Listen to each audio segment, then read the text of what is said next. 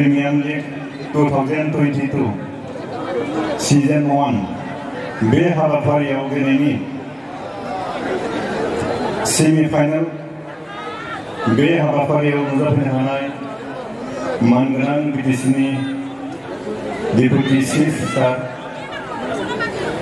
EM सार MCL सार बिथांमोन बे हाबाफारिखौनो technique नन technique बे आयदायाव थानाय मानगोनां बिबानगिरि नोंथांमोन बे हाबाफारिखौ नायनो फैनाय गासै रायजो नोंथांमोन आरो गिबियावनो साफ्रोमनिबो आंनि दुंबुर गाहाम हामलायनायखौ बावहरनाय जाबाय।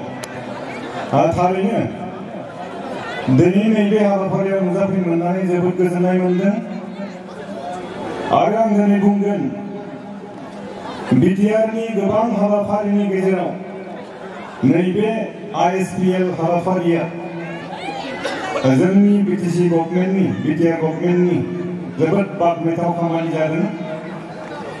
आं गले बुंबावबाय मानो होननानै बुङोब्ला जानो हागौ जोंनि गेजेराव बा जोंनि नर्थ इस्टआव मोनजि सिक्स सिडुल दं होननानै जानो हागौ गोबाङानो मिथियाबो जानो हागौ।